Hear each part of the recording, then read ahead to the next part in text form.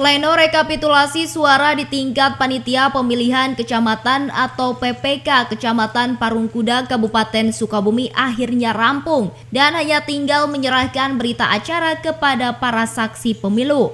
Menurut Ketua PPK Kecamatan Parungkuda Kabupaten Sukabumi Muhammad Rahmat Rafiat mengatakan perhitungan suara tingkat Kecamatan Parungkuda telah selesai selama 6 hari dan hanya tinggal penyerahan berita acara dijelaskannya. PPK Parungkuda tetap mengacu pada hasil C1 Pleno dan C3 Rekap dari setiap TPS di Parungkuda dan tidak menggunakan salinan yang sering tidak akurat.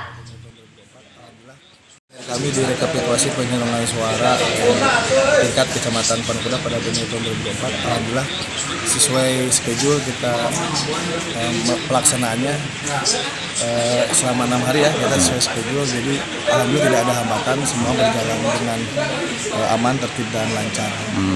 Untuk rekapitulasi hari ini kami memang rekapitulasi memang sesuai aturan PPKPU di nomor 5 tahun 2024 karena kita mengacu ke C Plano lalu kita sandingkan dengan Sirekap, jadi kita bukan mengacu di C Salinan gitu. Kadang-kadang di C Salinan masih banyak beberapa yang memang tidak akurat gitu, jadi kami sesuai dengan aturan kita menggunakan C Plano disandingkan dengan Sirekap seperti itu.